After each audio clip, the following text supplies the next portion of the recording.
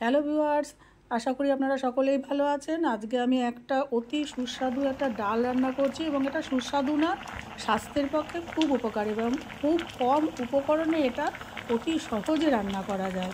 আশা করি আপনারা step by step এই ভিডিওটি দেখবেন এবং নিজেও এই ডালটি রান্না করে খাবেন এবং পরিবারের সকলকে খাওয়াবেন।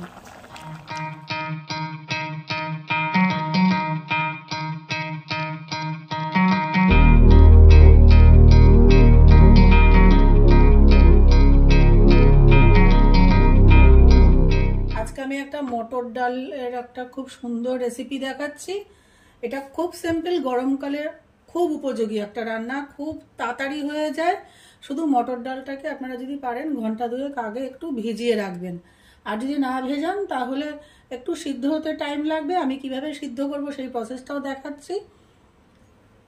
আমি এখানে ওই সজনে ডাঁটাটা এরকম ছোট ছোট করে কেটে নিয়েছি আর মূলোটাকে এরকম করে কেটে নিয়েছি। আপনারা যদি মনে করেন এর থেকে পাতলা টুকরো করবেন কি এর থেকে ছোট টুকরো করবেন, সেটা আপনারা করতে পারেন, কোনো অসুবিধা নেই। নিজেদের সুবিধা মতন আপনারা সবজিটা সাইজ করে কেটে নেবেন। আমি এখানে একটা বাটিতে জল নিয়েছি, এবার এটাকে আমি সেদ্ধ হতে দেব। এবার আপনারা বলতে পারেন যে এটা প্রেসার কুকারে সিদ্ধ করলে কি হবে। প্রেসার কুকারে সিদ্ধ করলে অবশ্যই হবে, কিন্তু স্বাদটা একটু আলাদা হবে। মানে আপনারা একদিন হাতে সময় নিয়ে এইভাবে একটুখানি সিদ্ধ করে খাবেন, মানে প্রেসার কুকারে সিদ্ধ না করে বানাবেন, দেখবেন আকাশ পাতাল তফাৎ হচ্ছে স্বাদের। আমরা তাড়াহুড়োর জন্য, হাতে সময় না থাকার জন্য অনেক কিছু করি বটে, কিন্তু এইভাবে করলে আলাদা একটা স্বাদ তৈরি হয়। আমি একদম অথেন্টিকভাবে দেখাচ্ছি যে এই রান্নাটা এইভাবে একটুখানি করবেন, একদিন খেয়ে দেখবেন। আচ্ছা, এবারে এর মধ্যে দিয়ে দিচ্ছি একটু লবণ, দিয়ে দিচ্ছি একটু হলুদ, আর দিচ্ছি 1 চামচ মতো সর্ষের তেল। এটা আমি পুরোটাই সর্ষের তেলে রান্না করব। এবার এটাকে আমি মিনিট 10 মিডিয়াম টু লো ফ্লেমে সেদ্ধ হতে দেব। তারপরে আমি পরের স্টেপে এগোবো, এর আগে নয়। এটা মোটামুটি একটুখানি হাফ সিদ্ধ হবে, তারপর আমি এটাকে এগোবো। মিনিট 10 আমি এটাকে সিদ্ধ হয়েছে, একটুখানি উতলে পড়ে গেছে সাইড দিয়ে, অর্ধেক মতন সিদ্ধ হয়েছে। হ্যাঁ, এই অবস্থায় আমি কি করব, আপনারা স্টেপ বাই স্টেপ দেখতে থাকুন। এই অবস্থায় আমি দিয়ে দেব এই মূলোগুলো আর এই কেটে রাখা সজনেগুলো। এইবারে আমি বাকি ডালটাকে পুরোটা সিদ্ধ হতে দেব। আর দিয়ে দেব এখানে 3টে কাঁচা লঙ্কা। কাঁচা লঙ্কাটাকে আমি চিড়ে দেইনি, স্প্লিট করে দেইনি, আস্ত দিয়েছি, যেহেতু বেশি ঝাল আমি খাবো না, সেই জন্য।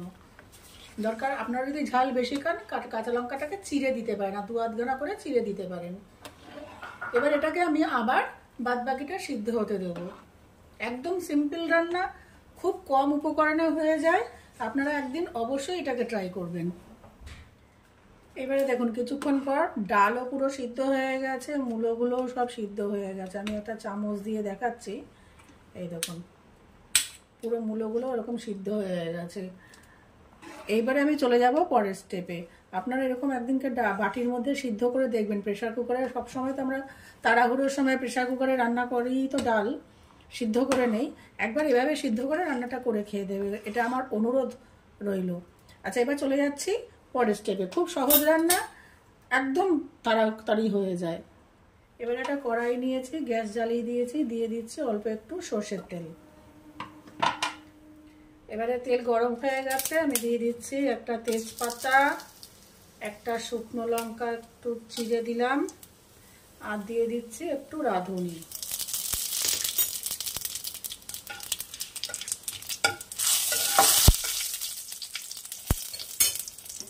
এবারে মশলাটা ভাজা হয়ে গেছে, এবারে দিয়ে দেব আমি সিদ্ধ করে রাখা ডাল।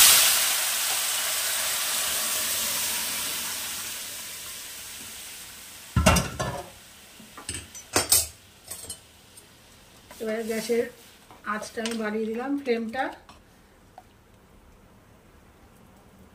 একটু লাগবে লবণ, আমি দিয়ে দিলাম এর মধ্যে লবণ, পরিমাণ মতো স্বাদ অনুযায়ী দিলাম লবণ। আচ্ছা, এর মধ্যে আমি কিন্তু হলুদ আর দেব না। ছোলার ডাল, মটর ডালে একটু হলুদ কম দেয়, নাহলে একদম কালো কালো আকার চলে আসে, মানে রংটা কালো কালো হয়ে যায়। আমি ডালটাকে একটু পাতলা করব, সেই জন্য দিয়ে দিচ্ছি অল্প একটু, এই 1 কাপ মতন একটু জল।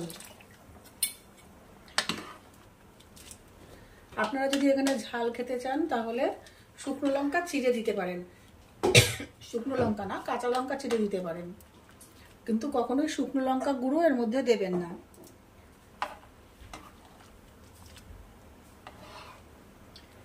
এবার এটা ফুটে উঠবে, আমি স্টেপ বাই স্টেপ দেখাচ্ছি আমি কোন কোন জিনিসগুলো দেবো এর মধ্যে। খুব উপকারী একটা ডাল। দিয়ে দিলাম সামান্য চিনি। আর আপনারা যদি চিনি না খান রান্নায় তাহলে একদম স্কিপ করে যাবেন, তবে একটু চিনি দিলে রান্নায় একটা ব্যালেন্সটা আসে, নুন ঝাল সব কিছুর একটা ব্যালেন্স আসে। আচ্ছা, ডালটা ফুটে উঠেছে, এবারে আমি দিয়ে দেব একটু ধনেপাতা কুচি। এই ধনেপাতার পরিমাণটা আপনারা আপনাদের পছন্দ অনুযায়ী দেবেন, তবে একবারে বেশি ধনেপাতা দিলে ভালো লাগবে না, অল্প পরিমাণ মতো ধনেপাতা দেবেন।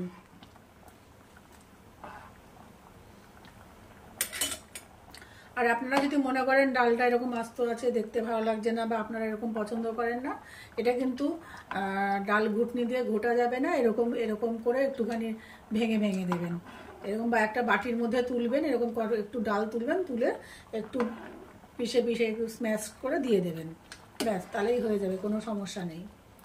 আচ্ছা, এবার নামানোর আগে আমি এখানে দিয়ে দেব 1 চামচ ঘি, দিয়ে আমি এবার এটাকে সার্ভ করব। আপনারা অবশ্যই একদিন এই রান্নাটা করবেন বাড়িতে, এবং বাড়ির সবাইকে, এটা গরমকালে খুব উপযোগী একটা ডাল। মূলোটা আপনারা স্কিপ অবশ্যই করতে পারেন, যদি মূলো পছন্দ না করেন মূলো স্কিপ করে দেবেন, কোনো অসুবিধা নেই। ফিরে আসছি সার্ভ করে।